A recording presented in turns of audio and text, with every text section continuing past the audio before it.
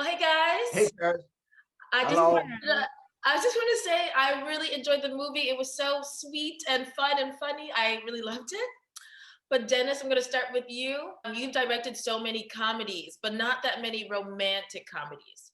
So what do you think goes into making a great romantic comedy? Writing from your heart, because I'm a romantic. Mhm. Writing about your life and your wife, who's my wife, who's like the most. Sorry, Maggie, the most wonderful woman I know, and sorry, Paris too, and sorry to you too, King Badge. So, Yeah. but yeah, I love romance and I love comedy. My whole life, I just want to make people laugh, and in this case, I got to do both. Cool.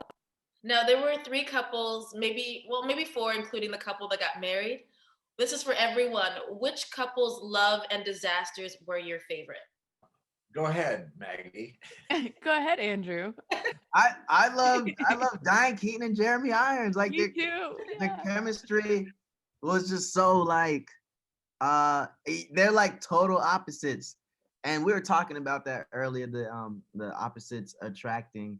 And in this situation, it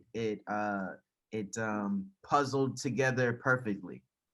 I love that moment between them in the park. Like for me, that's like the whole movie in one moment where she's visually impaired and he's not, and sort of a rigid guy at this point in his life. And she's talking about her work and how everyone experiences it in their own way. And then they're both kind of experiencing this moment together in their own way. And they start to overlap and experience it in the other person's way. Like he wears a blindfold to see the world the way she does. And I just thought that was such a sweet metaphor for love. I absolutely love Mhm. that.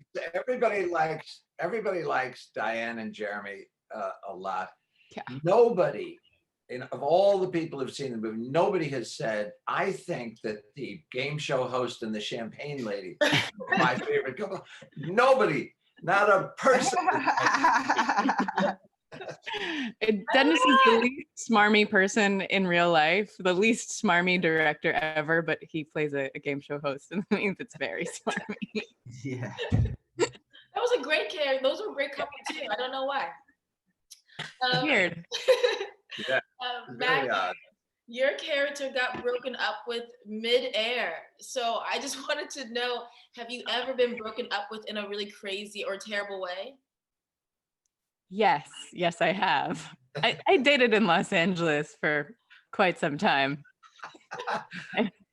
I've been broken up with in many awkward ways. I think that the worst, and it's happened to several of my friends, even recently, but the worst is when you go somewhere together and they sort of decide to break up on the like way there, like on the plane or on the, like what That happened? why like yeah, like on the trip. Yeah, I've had that happen more than once. Dang, that's pretty cold. That's harsh.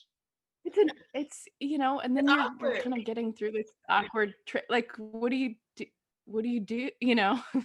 But I think the character wins. The breakup mid-air, mid-parachute is definitely a tough one. Oh yeah. And then Yeah. King Badge, your character was going through hoops to find your Cinderella. So what is the most you have done to get a girl's attention? The most I've done to get a girl's attention, oh wow, that's a good question. What have I done to get a girl's attention? Or vice He versa. doesn't As have a to. girl, He's like shirtless in a boxing gym on half the time on Instagram. Like he has their attention. thirst trap. Yeah.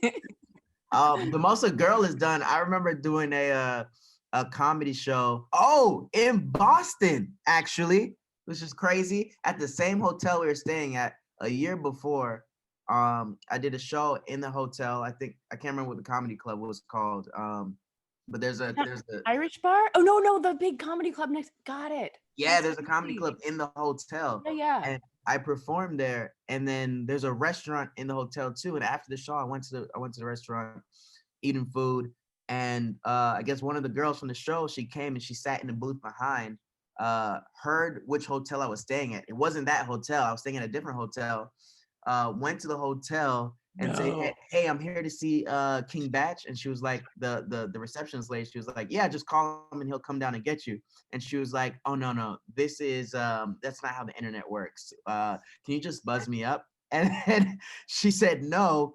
The girl waited for the doors to open and just pressed any floor and went on that floor and just started knocking on the doors. And then they had to call security to yeah. Whoa. I mean, it's crazy. And he's still seeing her. I know, and they've been, and that was love. And We're that actually is, married. yeah. Wow. It's crazy, but also impressive at the same time. You know? Yeah. I mean, Yeah, it's frightening is what it is. gracious. I don't know. All right. Well, since this is about romance, and there were so many romantic moments, I have to ask all of you guys or anyone, what is the most romantic thing you have done for someone or have had done for you? I wrote this movie for my wife. Oh, you win. I mean, It's not fair. All right. what can you say after that? I'm writing the sequel for my future wife. Oh, nice one. Oh, so there's a sequel. You said it. Now you have to. All right. And just a random question, but if you guys could crash or trash any celebrity wedding, whose would it be and why? Donald Trump's. I want to see what that was like. Well, there'll be another one. I think it doesn't have to be a celebrity wedding. I'm just so excited to be invited to any wedding after this pandemic's over. Just like a big group of people celebrating love together in person sounds amazing. There's no celebrities need to be involved. My son just got engaged, so you can come to that one. Yeah. There you go. Yeah, I love. And this is the last month of 2020. We've survived. Congratulations, everyone. But Barely. barely. But are you guys already thinking about 2021? Do you have any New Year resolutions? Oof. Well, it can't come fast enough. I do have a sense it's just going to be a new lease on life. Like, surely this dumpster fire of a year is just confined to 2020. And the minute the calendar, like everything's going to change and be beautiful. Gosh. Whew. Find the vaccine and shoot it into your arm. Yeah. I think we're excited to get in line for the vaccine. I think this year's really taught me to be more present, I suppose. I hope. Hopefully I can carry that into next year. Right. Nice. Bach, you got any New Year resolutions? Focus on now that everything like got shut down, I really got a sense of what's important as far as like friendships, relationships, time management. So now I want to take all the lessons that I learned from this year and apply it to next year. All right. I like that. That was a very positive resolution. Okay. Dennis, any?